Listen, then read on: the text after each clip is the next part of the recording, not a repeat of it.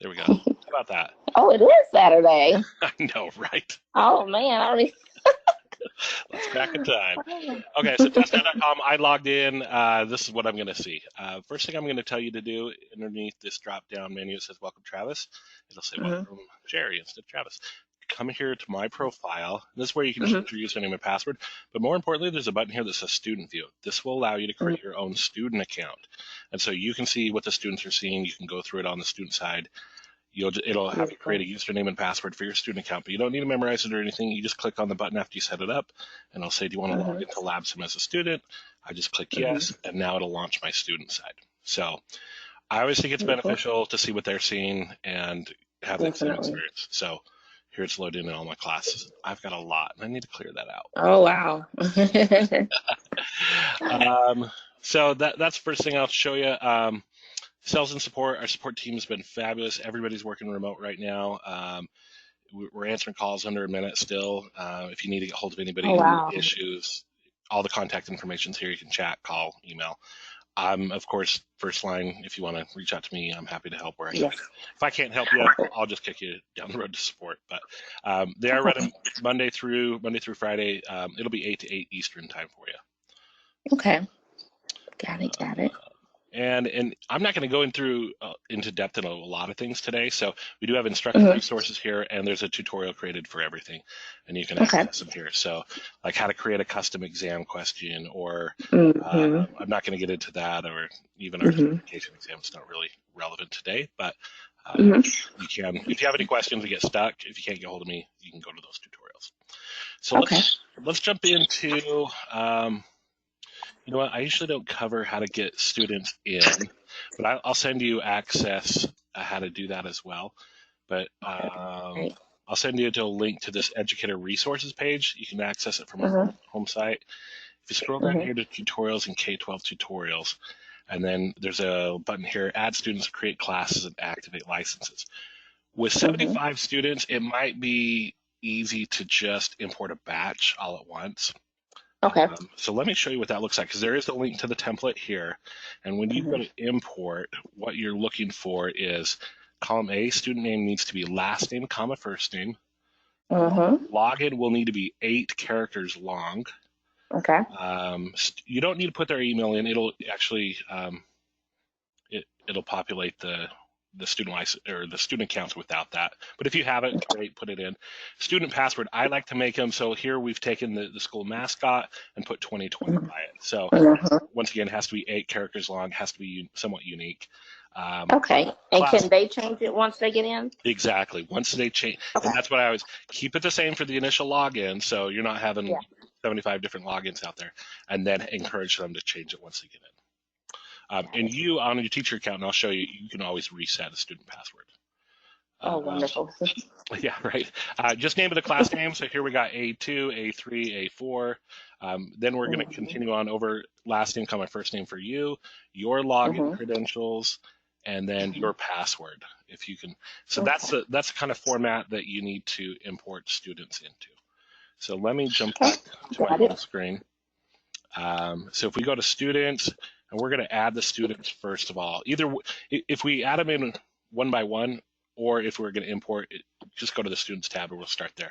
And then we'll just click Okay. add students using a CSV file. We'll pick the file that we are importing from and upload it. Mhm. If you Okay. have, if it doesn't go in the first time, honestly, just send the file over to me. I'll look because Mhm. it's kind of particular. Like if there's a comma missing, it'll kick it all out. Uh, Yeah. so just send it over to me. Don't spend time. I, I know we're all home, but I probably still got more. See, I like that kind of stuff. Yeah. If you want to go through and figure out why it's not imported, that's fine. But send it over to me. I'll give it a quick glance and I'll be there. Got it. If you do need to add students one by one, you just come here, click add, and you'll give them a username and password individually. With Okay. the import process, it's nice because it'll auto create these classes. Yeah. You'll have 2 steps left to do. You do have to pick the class and pick the product. So you're going to click this pencil button and then pick the Mhm. product, and it'll be Desktop Pro Plus in this drop down. Okay. Um, Last step in getting your student started would be to activate the licenses. I'll get those in today. Click the box next to the name, go to actions, activate products. And I'll send you over in directions how to do all this so you don't have to memorize it. Okay. But let's actually walk through the product. Mm-hmm. And so Desktop Pro Plus, training towards the Microsoft Office specialist level, Word, Excel, PowerPoint, Access, and Outlook. I'm running in Chrome right now. So we'll see Mac Chromebook. If they are on an iPad, you should be able to get through the text and videos, but to do the labs and exams, we need a mouse and a keyboard. So that is kind of the limit there. Teaching aids, let's take a look at these. The biggest thing in here is going to be these bottom two that are going to be relevant for right now. This would be lesson plans created for each section. So these will be broken down by time, so you can see how much time we're calling out for each section. And one thing I'm noticing out there, and I don't know if you're seeing it on too, is the balance of work that we're giving the students. And like I was, a family today was in our area was complaining that, they got 5 kids, they got 1 device, and their kindergartners got more homework than their 5th graders. So it's hard for the teachers right now to balance out, well, what's the appropriate level there, and that's going to be a challenge moving forward. But the other one I'm going to point out here is this course schedule creator. This is basically a glorified pivot table, but you can put how many weeks you want to cover a certain section or chapter, and it'll create a pacing guide for you. So you can. Oh my gosh! Yeah, right. Doesn't that sound good? So you put, hey, we're going to get through Word. It's the Word chapter. It'll break each section up. Here's week 1, week 2, week 3, week 4. So if you plan, hey, we got 4 weeks left, probably we're going through. It'll tell you where to have the students be each section. Wow, that's beautiful. Another thing I've been pointing out to teachers, we do have PowerPoint slides. This might just be a way to still engage with the student, like send them an email, hey, today or tomorrow you should be in section 3.2. Let's talk. I just briefly wanted to share this graphic with you that you're going to see. It's just maybe make it a little bit easy to, because that's the other thing, right? Is how do you keep the students engaged that you're still a teacher and they're still accountable, right? And so that's it's how do we do that? And so maybe the PowerPoint slides just give you some graphics and things that you can roll into a message there. So. Perfect. Okay, so let's just walk through a section in Word. I'm going to click on this chapter view. This is the top right-hand corner, this 3 dots, 3 lines. That's chapter view. Now, we do cover online essentials and computer essentials. We're way beyond that at this point of the year. Chapter 3 is common office features. If they know how to print in Word, they know how to print in Excel, and so we're going to see that. If you find out they are still going to take that certification exam, we do have practice exam material for Word, Excel, and PowerPoint. As well as each student has the ability to take our certification exam. Now, that's not on your CRI list or anything. So, but if they've gone through Word, Excel, ours is a little bit different. So instead of breaking it up individual Office application, we lump Word, Excel, and PowerPoint together in ours. So if you have a student that's gone through all 3, they certainly ours. Yeah. Okay, so let's go through Word. We're going to go through formatting paragraphs. So here we're working on the paragraph section of the ribbon in Word. Each section, now, so whether it's Word, PowerPoint, Excel, you're going to see the same methodology. And I'm going to click on this arrow at the bottom of the screen. So video lessons, text lessons, and then we're going to get into our lab environment. And there will be 3 types of labs, and they all build upon each other. What really we're after is that skill development that 5 years from now, they're like, oh, I remember how to do that from Miss Kimball's class. And so if they pass the certification exam, that's great too. So. Got it. And let me point out, so if you're wondering, so if you're going to come back in and maybe pick up where you left off, in the lesson plans, in the appendix, there is an objective mapping. So if you want to see where something's covered for the test, you can go to the lesson plans and see that. So. Lovely. So focus questions here, and you may want to use these as engaging. If you send out an email, hey, let's we're working on. Here are the concepts we want you to be able to do. So let's take a look at the first video lesson. So I have to tell a funny story. My wife so she's an English teacher, and English and poetry. But her master's is in information and learning technology education, something like that. I don't know. So her admins this year came to her and said, hey, we want you to be our digital tech coach to help other teachers next year, implement more online curriculum and digital stuff into their classroom. And so her role just got accelerated really fast. And since last Wednesday, I mean, nonstop, just helping teachers get everything online because they went online on Monday. So Wow. she's been helping teachers Oh, wow. Canvas. So the funny story is she's helping her business teacher at her school and showing her how to do a screencast and like, oh, here you can show them how to do things and screencast what you're doing. What? And then it clicks in her head, oh, wait, my husband sells a product that already has videos created. You could probably. And so she calls me. She's, Travis, can you hook him up? I'm like, yeah, you would definitely. Wow. Perfect. Perfect. So anyway, so you don't have to screencast yourself. I don't know what took Sally so long to remember that, but Wow. I'm like, honey, you do know what I do for a living. Anyway, so let's play this first video. Most videos 3 to 5 minutes in length, so be aware of that. Once again, Perfect. like giving out assignments and stuff. I'm playing it with what we call our interactive script open. This is going to be really beneficial for the kids because, one, we're hitting multiple learning styles by having it by both the visual and the text. Yeah. We find that they retain more information, and since my wife is an English teacher and reading specialist, we're just helping reading skills here by having them follow along. This is fantastic.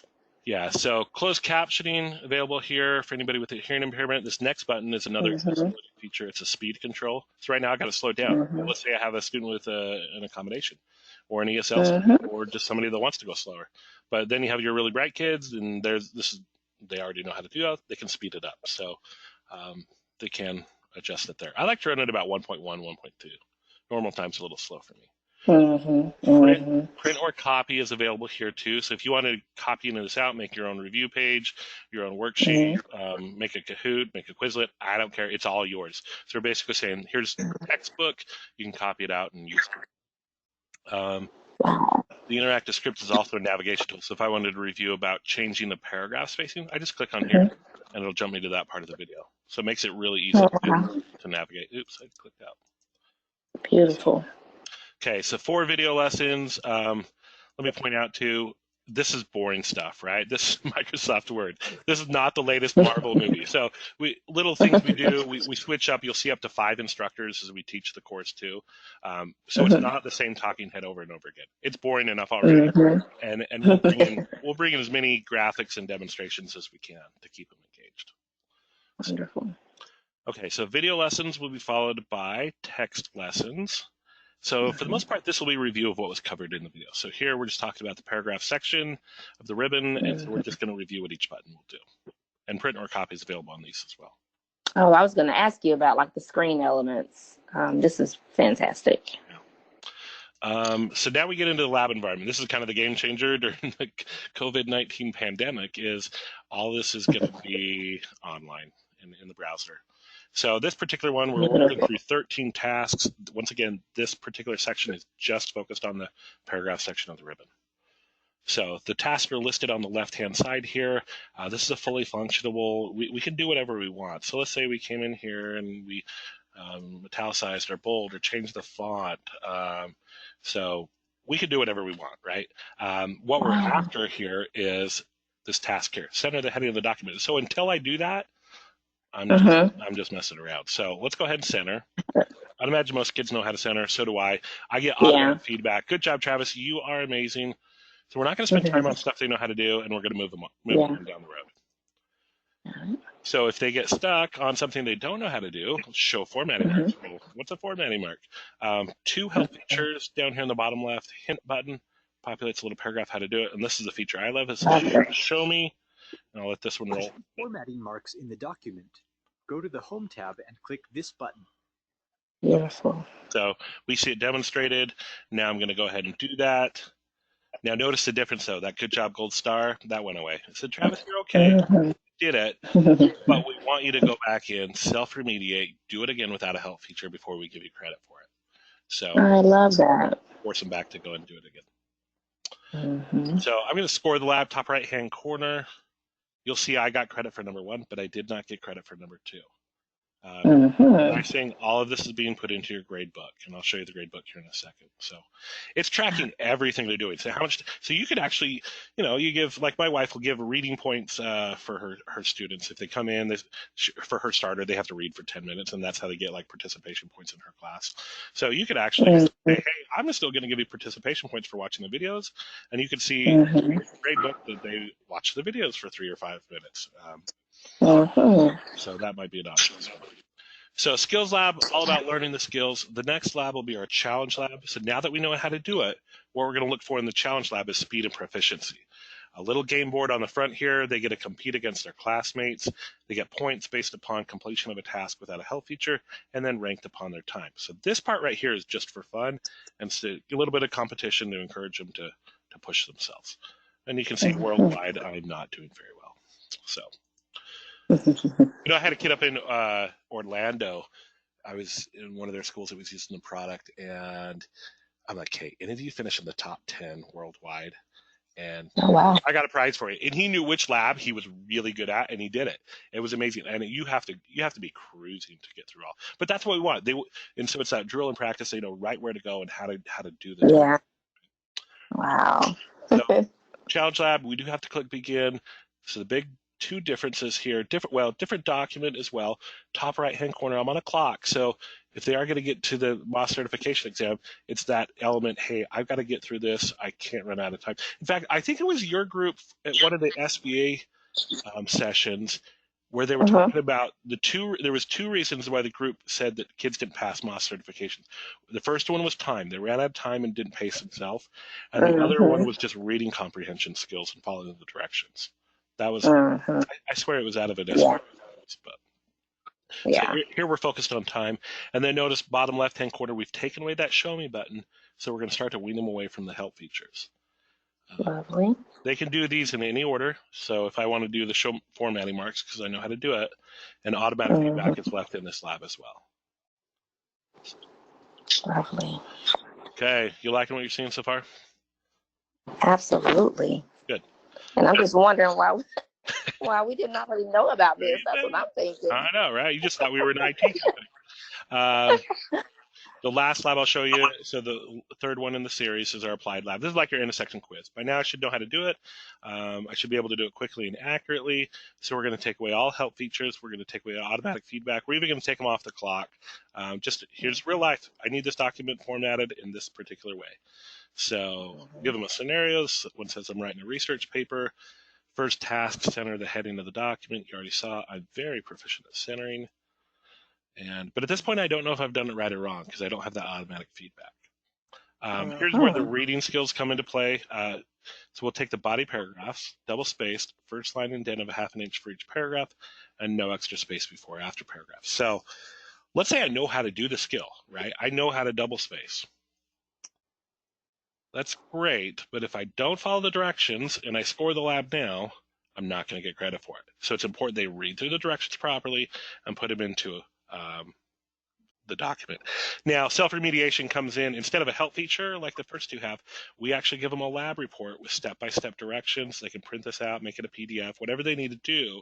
And the thought and methodology here is go back in, do it again, read through the directions. Even if you have to follow them step by step, we want you to go back in and do it again. So in my opinion, you should be seeing 100% scores because we're giving them the answers one way or another all the way through. It's just a matter of if they want to put the effort in to do it. Yes, love it. Okay, so that's a quick walkthrough of what you'll see with each of the chapters. Let me jump back to the home screen to show you the reports and then the custom exam creators. So the chapters, within the chapters, you can go through those as many times as you want. So that's where our custom exam creator comes into play as a better assessment tool. So here we can create our own custom exam. You can pull from those applied labs at the end of the chapter sections. You can also, we have some pre-built applied labs that'll be like cumulative assessments of, let's say, access here. And the difference is you're going to be able to create the content so you get control over what they see, and then you're going to schedule out so you can say, hey, you better know how to do this section by Friday because I'm going to open it up on Friday, and when you log in, you'll see it available for you. And you got one shot at it. So this becomes a better assessment tool. You can also create your own custom multiple choice or true and false questions.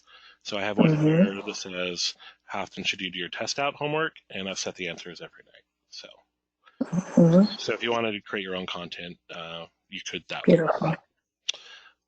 Last thing I'll show you is our reporting features. Okay. Let's jump in here. Jump to my classes, and all the reports will be found. So I got my class here, the product they're using, the number of students enrolled, and I'm going to click on reports. And if I run my class gradebook, so this is an auto-generated report here. You can set custom parameters as well. So if you want to set your own custom reports, you could create that, and there's a tutorial to walk you through that. But for the most part, I say most teachers run their class gradebook, and it's sufficient for what they need. Right now, I'll bring in all my students. I've only got Abigail in this class that started into the course, but I'm going to show her highest score. Now, I've isolated it just to exams and lab scores. You can points or percentages, whichever you're using. Key here, top right-hand corner, this is the export button that I'm hovering over, and this will pull all the data into a CSV file. So makes it easy to pull all your reports in. Are you guys using any type of learning management system there at Hoover? Canvas. And some Canvas. teachers use Classroom, but we mostly use Canvas. Okay, so we fully integrate into the Canvas environment. If that's something, so that's nice because then you can assign out in the Canvas environment all your grades return in the Canvas environment. So we run it through the Canvas Edu app. It's really an easy process. Well, I take that back. Getting it set up, it's like anything. Really? It's like anything in Canvas. Once you get it there, it's great, right? And you've probably experienced that. So. I mean, that's honestly what my wife was helping teachers do was that haven't used Canvas and that are now like, oh, I guess I should look at this now. I should have gone to that PDF. So I'm getting here, play around with it, set up your classes. If it's something, I don't know if I'd tell you to integrate with Canvas right now. If you feel like it'd benefit, you certainly could, but that's up to you. So, and if you do, let me just point you in that direction, and you can look through this on your own. If you go to our website, testout.com, let's see, where do we got? Come down to this implementation, and then scroll down to where you start to see the LMS integration with our experts. Click learn more, and then you can pick your Canvas, and then it'll have instructions on how to get up and start running with Canvas. Beautiful. So I've really tried to make that process easy. So honestly, that's awesome. You're using Canvas. It's the best one out there. So. Definitely. Just to show you one more report, individual scores by product. This is the report I love. This is what the students will see as well when they look at reports. Actually, let me go to a different product and a different student because it'll give you a little bit more data. So I'm going to pull Kevin's individual scores by product report here. And really what we want to see is that multiple attempts, right? That learning going on. Yes. So here's the report that's going to show you that. So time and resources, his newest score, his highest score, his lowest score. And the one I want to see is these attempts over here, right? So Kevin in this top one, first time got a 70%, came back in and got 100. That's what I want to see. I don't want to see him stuck here at an 82 and just leaving it, right? I mean, what the heck, Kevin? Come on. So Kevin here, go back in and do some of these. And I know Kevin, and I know he's probably okay leaving these as 80s and 90s. In his mind, that's good. But this is going to give you a lot more. I could actually isolate, and if you isolate Kevin and how much time he's spending watching videos. Now, these are on our IT side, so they're actually 5 to 8 minutes in length. So he's watched this one, maybe watched that one, didn't really watch that one, maybe watched that. You can see here, and there's a whole bunch here he skipped. So. So if they email you and like, oh, I'm struggling, I don't understand it. Well, did you watch this? And it's good for backup when the parents contact you and they're like, oh, right? You say, well, Kevin didn't really do his part. Exactly. You just export this out. You say, hey, maybe Kevin could try a little bit harder this next time. Yep. Okay, Jerry, that's a quick walkthrough. Any questions, comments? Wow. Well, this is pretty amazing. I cannot believe we did not already know about this. And